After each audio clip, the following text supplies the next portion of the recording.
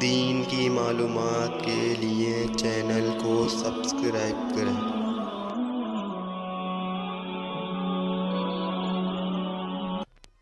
بسم اللہ الرحمن الرحیم۔ باب ما یقرأ بعد تکبیرۃ الاحرام۔ اس باب میں اس بات کا بیان ہے کہ تکبیر تحریمہ کہنے کے بعد میں مقتدی اور امام کیا پڑھیں گے، نمازی کیا پڑھے گا، نہیں تکبیر تحریمہ کہنے کے بعد میں اب کیا پڑھنا ہے۔ حدیث نمبر 277 عن ابی ہریرہ رضی اللہ عنہ قال كان رسول الله صلى الله عليه وسلم يسكت بين التكبيرة وبين القراءة إسكاتة، فقلت بأبي أنت وأمي يا رسول الله إسكاتك بين التكبيرة وبين القراءة ما تقول؟ قال أقول اللهم باعد بيني وبين خطاياي كما باعدت بين المشرق والمغرب، اللهم نقني من الخطايا كما ينقى الثوب الأبيض من الدنس، اللهم اغسل الخطايا بالماء والثلج والبرد۔ حضرت ابو ہریرہ رضی اللہ عنہ سے روایت ہے، وہ کہتے ہیں کہ رسول اللہ صلی اللہ علیہ وسلم تکبیر تحریمہ کہنے کے بعد اور قرأت کرنے سے پہلے تھوڑی دیر خاموش رہتے تھے، یعنی کہ آپ زور سے کچھ نہیں پڑھتے تھے۔ تو ابو ہریرہ کہتے ہیں تو میں نے کہا کہ آپ پر میرے ماں باپ قربان ہوئے اللہ کے رسول، آپ تکبیر تحریمہ اور قرأت کے درمیان خاموش رہتے ہیں، تو اس درمیان آپ کیا کہتے ہیں؟ یعنی کہ آپ زور سے قرأت نہیں کرتے ہیں تو آپ کیا خاموشی سے کچھ پڑھتے ہیں؟ تو آپ نے فرمایا کہ میں کہتا ہوں اللہم باعد بینی و بین خطایا کما باعدت بین المشرق والمغرب، اللہم نقنی من الخطایا کما ینقی الثوب الابیض من الدنس، اللہم اغسل الخطایا بالماء والثلج والبرد۔ تو نبی نے فرمایا کہ میں تکبیر تحریمہ کرنے کے بعد میں یہ دعا پڑھتا ہوں، جس کا ترجمہ ہے اے اللہ میرے درمیان اور میری خطاؤں کے درمیان دوری پیدا فرما، باعد میں نے دوری پیدا فرما، اور خطایا میری خطائیں، تو میری خطاؤں اور میرے درمیان دوری پیدا فرما، جیسا کہ تو نے دوری پیدا فرمائی، کما باعدت جیسا کہ تو نے دوری پیدا فرمائی ہے بین المشرق والمغرب، مشرق اور مغرب کے درمیان۔ اللہم نقنی اے اللہ مجھے پاک صاف فرما من الخطایا خطاؤں سے، کما ینقی الثوب الابیض جیسا کہ سفید کپڑے کو صاف کیا جاتا ہے من الدنس گندگی سے، اللہم اغسل خطایا اللہ میری خطاؤں کو دھو دے بالماء پانی سے، سلج برف سے، والبرد اور اولے سے۔ پانی، برف، اولا، یہ تین چیزیں جو آپ نے جو ہے تاکید کے لیے جو ہے اس میں ارشاد فرمائی، یعنی پوری طرح سے مجھے گناہوں سے، خطاؤں سے پاک صاف کر دے۔ تو اس حدیث سے معلوم ہوا کہ تکبیر تحریمہ کے بعد اور قرأت شروع کرنے سے پہلے ہم سبحانک اللہم و بحمدک کی جگہ یہ دعا بھی پڑھ سکتے ہیں۔ حدیث نمبر 278 عن عائشة رضی اللہ عنہ قالت كان رسول الله صلی اللہ علیہ وسلم اذا افتتح الصلاة قال، حضرت عائشہ سے روایت ہے، وہ کہتی ہیں کہ رسول اللہ صلی اللہ علیہ وسلم جب نماز شروع کرتی تو کہتے ہیں سبحانک اللہم و بحمدک و تبارک اسمک و تعالی جدک و لا الہ غیر۔ اس کا ترجمہ ہے اے اللہ تیری ذات پاک ہے، سبحانک تیری ذات پاک ہے، اللہم اے اللہ، و بحمدک و تیرے لیے تعریف ہے، و تبارہ اور بابرکت ہے، اسم کا تیرا نام یعنی تیرا نام بابرکت ہے، و تعالی اور بلند ہے، جدو کا تیری شان یعنی تیری شان بلند ہے، ولا الہ غیر اور تیرے علاوہ کوئی معبود نہیں۔ باب ما جاء فی قراءۃ الفاتحہ، سورہ فاتحہ کی قرأت کا بیان۔ حدیث نمبر 279 عن عبادة بن الصامت رضی اللہ عنہ قال قال رسول اللہ صلی اللہ علیہ وسلم لا صلاة لمن لم يقرأ بفاتحة الكتاب، رواہ البخاری ومسلم، وفي رواية لمسلم لم يقرأ بأم القرآن فصاعدا۔ حضرت عبادہ بن صامت سے روایت ہے، وہ کہتے ہیں کہ اللہ کے رسول صلی اللہ علیہ وسلم نے ارشاد فرمایا نماز نہیں ہوگی اس شخص کی جس نے نہیں پڑھی سورہ فاتحہ. فاتحۃ الکتاب کا مطلب ہے سورہ فاتحہ. سورہ فاتحہ ایک نام فاتحۃ الکتاب بھی ہے. اور اس حدیث کو بخاری نے اور مسلم نے روایت کیا ہے.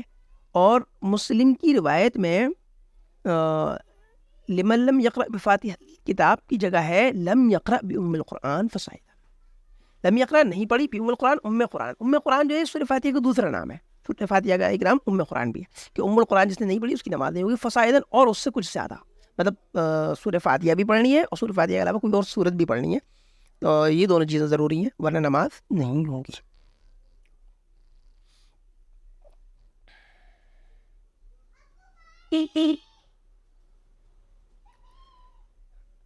حدیث نمبر 280 عن عبادة رضي الله عنه قال كنا خلف رسول الله صلى الله عليه وسلم في صلاة الفجر فقرأ رسول الله صلى الله عليه وسلم فثقلت عليه القراءة فلما فرغ قال. حضرت عبادہ سے روایت ہے وہ کہتے ہیں کہ ہم رسول اللہ صلی اللہ علیہ وسلم کے پیچھے فجر کی نماز پڑھ رہے تھے تو رسول اللہ صلی اللہ علیہ وسلم نے قرأت شروع کی تو آپ پر قرأت بوجھل ہو گئی. تو جب آپ فارغ ہوئے تو آپ نے فرمایا لعلکم تقرؤون خلف امامکم قلنا نعم یا رسول اللہ. آپ نے فرمایا کہ شاید تم قرأت کرتے ہو اپنے امام کے پیچھے. صحابہ کہتے ہیں کہ ہم نے کہا ہاں یا رسول اللہ، اے اللہ کے رسول. قال تو آپ نے فرمایا لا تفعلوا الا بفاتحة الكتاب فانه لا صلاة لمن لم يقرأ بها. تو آپ نے کیا فرمایا کہ نہ کرو ایسا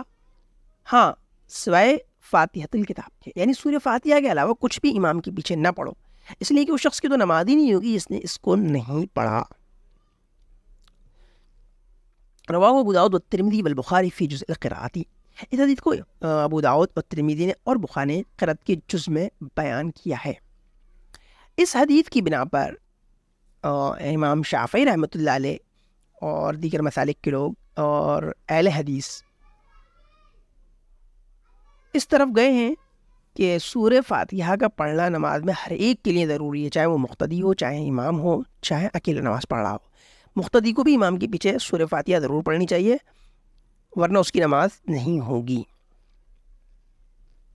لیکن امام ابو حنیفہ رحمۃ اللہ علیہ کا مسلک یہ ہے کہ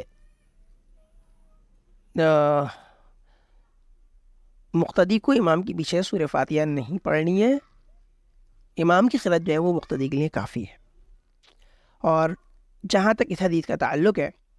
تو اس میں ایک رخصت دی گئی، اگر پڑھنا ہی چاہتے ہو امام کے پیچھے تم تو صرف سورہ فاتحہ پڑھو، اس کے علاوہ نہ پڑھو. نیز کچھ علماء اس طرف بھی گئے ہیں احناف کے کہ یہ حدیث جو ہے سری نماز متعلق ہے جن میں آہستہ قرأت ہوتی ہے، کہ آہستہ جن نماز میں قرأت ہوتی ہے اس میں امام کے پیچھے سورہ فاتحہ پڑھی جا سکتی ہے. باقی جن نمازوں میں جہری قرأت ہوتی ہے اس میں تو بالکل جو ہے امام کے پیچھے سورہ فاتحہ نہیں پڑھنی چاہیے، اس لیے زور سے پڑھنے کا مطلب یہ ہے کہ اس کو سنا جائے. حدیث نمبر 281 عن ابی ہریرہ رضی اللہ عنہ قال قال رسول اللہ صلی اللہ علیہ وسلم من صلى صلاة لم يقرأ فيها بفاتحة الكتاب فهي خداج يقولها ثلاثا. رواہ مسلم. حضرت ابو ہریرہ رضی اللہ عنہ سے روایت ہے، وہ کہتے ہیں کہ اللہ کے رسول صلی اللہ علیہ وسلم نے ارشاد فرمایا جس شخص نے نماز پڑھی لیکن اس میں سورہ فاتحہ نہیں پڑھی، لم یقرأ نہیں پڑھی، فیہا اس میں بفاتحہ الکتاب سورہ فاتحہ، تو جس شخص نے نماز پڑھی اور سورہ فاتحہ نہیں پڑھی فہی خداج تو اس کی نماز ناقص ہے، ناتمام ہے. یقولها ثلاثا، اور آپ نے یہ بات 3 مرتبہ ارشاد فرمائی. لہٰذا سورہ فاتحہ پر ہر ایک شخص کو دھیان دینا چاہیے اور اپنی سورہ فاتحہ صحیح کرنی چاہیے، کیونکہ سورہ فاتحہ نہیں پڑھیں گے بالکل تو نماز نہیں ہوگی. جان کے اگر کوئی شخص چھوڑ دیتا ہے تو اس کی نماز بالکل نہیں ہوگی، اور کسی بھول سے چھوٹ جائے تو اسے سجدہ سہو کرنا پڑے گا.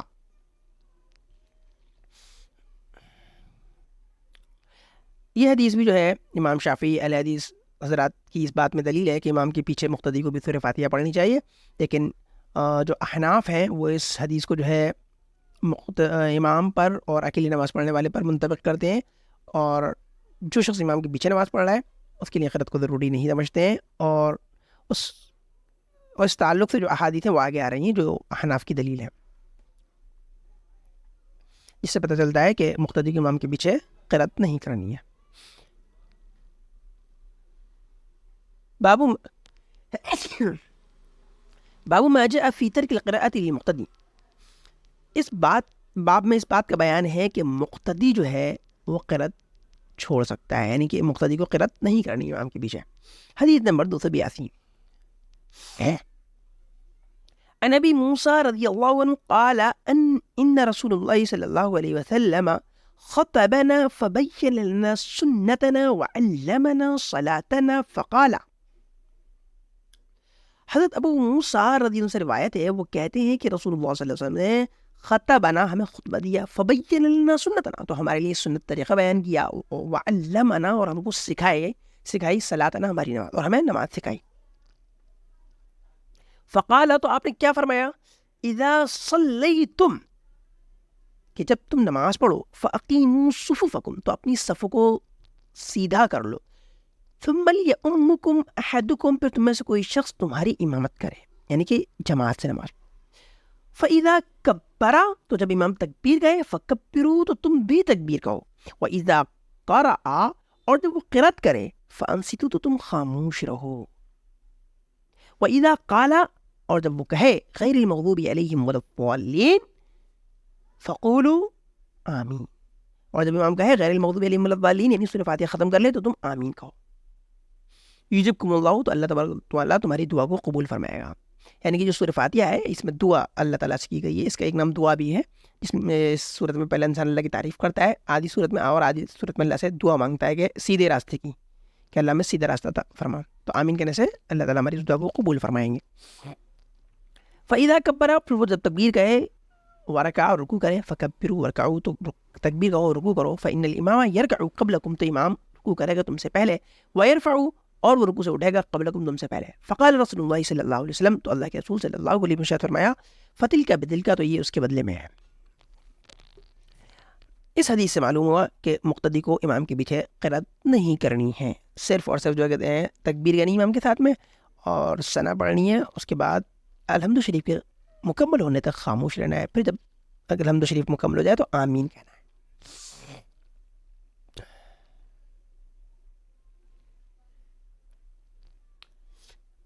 حدیث نمبر 283 عن ابی ہریرہ رضی اللہ عنہ قال قال رسول اللہ صلی اللہ علیہ وسلم انما جعل الامام لیؤتم به فاذا کبر فکبروا واذا قرأ فانصتوا رواہ ابو داود والنسائی وابن ماجہ۔ حضرت ابو ہریرہ رضی اللہ عنہ سے روایت ہے، وہ کہتے ہیں کہ اللہ کے رسول صلی اللہ علیہ وسلم نے ارشاد فرمایا، بے شک امام بنایا جاتا ہے اس لیے تاکہ اس کی اقتدا کی جائے، اس کو فالو کیا جائے، لہذا جب امام تکبیر کہے تو تم بھی تکبیر کہو، اور جب وہ قرأت کرے تو خاموش رہو۔ اس کو ابو داؤد اور نسائی اور ابن ماجہ نے روایت کیا ہے۔ اس حدیث سے بھی معلوم ہوتا ہے کہ امام کو مقتدی کو امام کے پیچھے قرأت نہیں کرنی ہے، اور یہاں مطلق کہا گیا ہے، سورہ فاتحہ یا سورت کی وضاحت نہیں کی گئی ہے، تو لہذا مطلق قرأت امام کے پیچھے مقتدی کو نہیں کرنی ہے۔ حدیث نمبر 284 عن عمران بن حسین رضی اللہ عنہ ان رسول اللہ صلی اللہ علیہ وسلم صلی الظہر، حضرت عمران بن حسین سے روایت ہے کہ رسول اللہ صلی اللہ علیہ وسلم نے ظہر کی نماز پڑھائی، فجعل رجل يقرأ خلفه بسبح اسم ربك الأعلى، فجعل رجل تو ایک شخص یقرأ پڑھنے لگا، فجعل رجل یقرأ تو ایک شخص پڑھنے لگا خلفہ آپ کے پیچھے سبح اسم ربک الاعلی، فلما انصرف تو جب آپ نماز سے فارغ ہوئے، قال تو آپ نے فرمایا ایکم قرأ کہ تم میں سے کس شخص نے پڑھا، ایکم تم میں سے کس شخص نے قرأ پڑھا ہے، او یہاں پر قال محذوف ہے، او قال یا آپ نے فرمایا ایکم القاری تم میں سے پڑھنے والا کون ہے، قال رجل ایک شخص نے کہا انا میں نے اے اللہ کے رسول، فقال تو آپ نے فرمایا قد ظننت ان بعدکم خالجنیھا کہ مجھے گمان ہوا کہ تم میں سے کوئی شخص جو ہے مجھ سے قرأت میں جھگڑ رہا ہے، قرأت ملت کر رہا ہے، یعنی وہ تھوڑا سا زور سے پڑھ رہے ہوں گے جس سے کہ آپ کو ڈسٹرب ہو رہا ہوگا۔ حديث نمبر 285 عن جابر رضي الله عنه قال قال رسول الله صلى الله عليه وسلم من كان له إمام فقراءة الإمام له قراءة.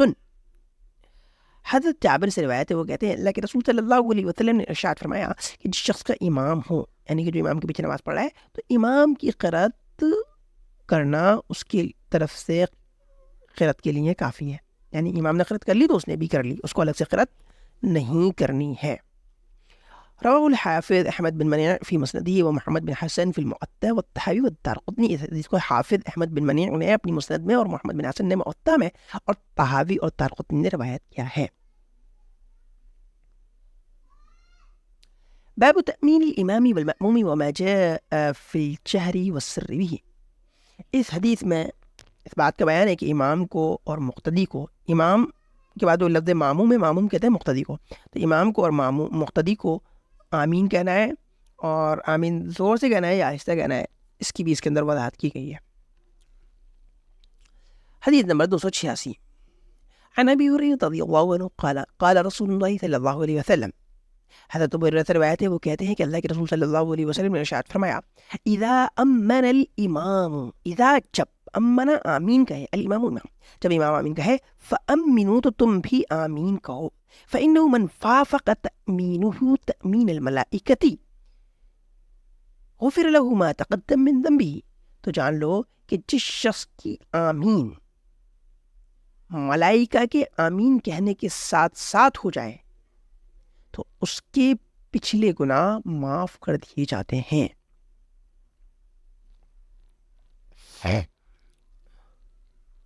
حدیث نمبر 287 عن ابي هريره رضي الله عنه قال كان رسول الله صلى الله عليه وسلم يعلمنا يقول لا تبادروا الامام اذا كبر فكبروا واذا قال ولا الضالين فقولوا آمين واذا ركع فاركعوا واذا قال سمع الله لمن حمده فقولوا اللهم ربنا لك الحمد. رواه مسلم. حضرت ابو ہریرہ سے روایت ہے، وہ کہتے ہیں کہ اللہ کے رسول صلی اللہ علیہ وسلم ہم کو سکھایا کرتے تھے، تو فرماتے تھے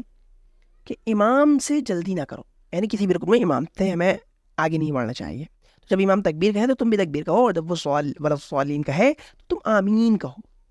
اور جب رکوع کرے تو رکوع کرو، اور جب وہ کہے سمیع اللہ لمن حمیدہ تو تم کہو اللہم ربنا لک الحمد. حدیث نمبر 288 عن ابي موسى رضي الله عنه قال ان رسول الله صلى الله عليه وسلم خطبنا فبين لنا سنتنا وعلمنا صلاتنا فقال.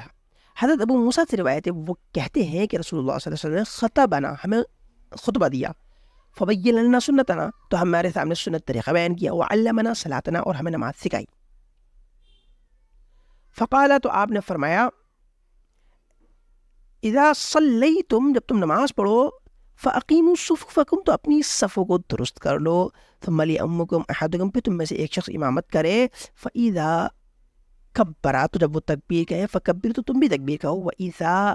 قرئ اور جب قرأت شروع ہو جائے، فانصتوا تو تم خاموش رہو، واذا قال غیر المغضوب علیہم ولا الضالین اور جب وہ غیر المغضوب علیہم ولا الضالین کہے، فقولوا آمین تو تم آمین کہو، یجبکم اللہ تو اللہ تمہاری دعا قبول کرے گا، فاذا کبر اور جب وہ تکبیر کہے، ورکع اور رکوع کرے، فکبروا تو تکبیر کہو، ورکعوا اور رکوع کرو، فان الامام یرکع قبلکم تو بے شک امام تم سے پہلے رکوع کرے گا، ویرفع قبلکم اور تم سے پہلے جو ہے وہ رکوع سے اٹھے گا بھی. فقال رسول اللہ صلی اللہ علیہ وسلم اور پھر اللہ کے رسول نے فرمایا فتلک بتلک اور یہ اس کے بدلے میں، یعنی اس کا جو ہے کہ کہتے ہیں رکوع سے میں جو ہے پہلے اٹھنا، رکوع میں پہلے جانے کے بدلے میں ہے. اور اسی طرح سے جو ہے آخر نماز تک کرنا ہے کہ امام ہر چیز پہلے کرے گا اور مقتدی اس کے بعد اس کو فالو کریں گے. حدیث نمبر 289 عن وائل بن حجر قال صلى بنا رسول الله صلى الله عليه وسلم فلما قرأ غير المغضوب عليهم ولا الضالين قال آمين وأخفى بها صوته ووضع يده اليمنى على يده اليسرى وسلم عن يمينه وعن يساره. حضرت وائل بن حجر سے روایت ہے وہ کہتے ہیں کہ ہمیں رسول اللہ صلی اللہ علیہ وسلم نے نماز پڑھائی تو جب آپ نے غیر المغضوب علیہم ولا الضالین پڑھا تو آپ نے فرمایا آمین، اور آپ نے اپنی آواز کو پست کیا یعنی کہ دبایا، آہستہ کہا، اور آپ نے رکھا اپنے دائیں ہاتھ کو اپنے بائیں ہاتھ پر، اور آپ نے دائیں اور بائیں سلام پھیرا، یعنی کہ آپ نے جب نماز ختم کی تو سلام سے نماز ختم کی۔ اس حدیث سے پتہ چلتا ہے کہ آمین جو ہے وہ آہستہ کہنی چاہیے، اللہ کے نبی صلی اللہ علیہ وسلم بھی آہستہ آمین کہتے تھے۔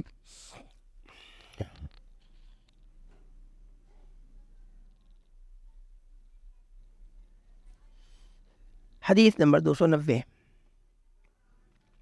عن وائل بن حجر قال كان رسول الله صلى الله عليه وسلم إذا قرأ ولا الضالين قال آمين رفع بها صوته۔ حضرت وائل بن حجر سے روایت ہے وہ کہتے ہیں کہ رسول اللہ صلی اللہ علیہ وسلم نے جب ولا الضالین پڑھا تو آمین کہا اور اپنی آواز کو بلند کیا۔ دیکھیے آہستہ آمین کہنے والی روایت بھی وائل بن حجر سے روایت ہے، اور زور سے آمین کہنے والی بھی روایت وائل بن حجر سے ہی سے روایت ہے، تو دونوں چیزیں بھی ہو سکتی ہیں کہ اللہ کے نبی صلی اللہ علیہ وسلم نے کبھی آمین آہستہ کہا ہو اور کبھی زور سے کہا ہو۔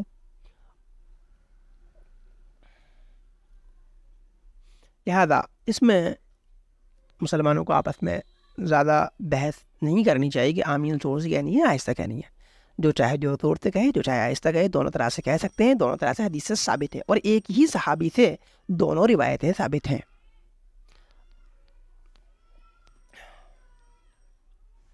آہستہ کہیں گے تب بھی نماز ہو جائے گی، زور سے کہیں گے تب بھی نماز ہو جائے گی۔ عن الحسن أن سمرة بن جندب وعمران بن حسين تذاكرا فحدث سمرة بن جندب أنه حفظ عن رسول الله صلى الله عليه وسلم سكتتين، سكتة إذا كبر وسكتة إذا فرغ من القراءة غير المغضوب عليهم ولا الضالين، فحفظ سمرة وأنكر عليه عمران بن حسين، فكتبنا في ذلك إلى أبي بن كعب فكان في كتابه إليهما أو في رده عليهما إن سمرة قد حفظ۔ حضرت حسن سے روایت ہے کہ سمرہ بن جندب اور عمران بن حسین میں آپس میں مذاکرہ ہوا تو سمرہ بن جندب نے حدیث بیان کی کہ انہیں یاد ہے کہ رسول اللہ صلی اللہ علیہ وسلم دو جگہ خاموش رہتے تھے، یعنی نماز میں دو جگہ خاموش رہتے تھے، ایک مطلب اس وقت خاموش رہتے تھے جب آپ تکبیر کہتے تھے، یعنی تکبیر تحریمہ کے بعد آپ تھوڑی دیر خاموش رہتے تھے، اور دوسری مرتبہ خاموش اس وقت رہتے تھے جب آپ غیر المغضوب علیہم ولا الضالین پڑھ کر فارغ ہوتے تھے۔ تو پہلی مرتبہ جو تکبیر تحریمہ کے بعد خاموش رہتے تھے وہ سبحانک اللہم پڑھنے کے لیے رہتے تھے، اور غیر المغضوب علیہم ولا الضالین کے بعد جو خاموش رہتے تھے وہ آمین کہنے کے لیے جو ہے آپ خاموش رہتے تھے۔ تو اس بات کو سمرہ نے تو یاد رکھا، لیکن عمران بن حسین جو ہے انہوں نے اس بات کا انکار کیا۔ پھر ہم سب نے جو ہے اس سلسلے میں جو ہے ایک تحریر ابی بن کعب کے پاس بھیجی کہ آپ اس معاملے میں فیصلہ فرمائیں، تو ابی بن کعب کی جانب سے جو تحریر واپس ہمارے پاس آئی، یعنی کہ ان دونوں کی اس مذاکرے کے جواب میں جو انہوں نے لکھا وہ یہ تھا کہ سمرہ نے بات کو یاد رکھا، یعنی سمرہ کی بات درست ہے اور عمران حسین جو ہے یہ بھول گئے۔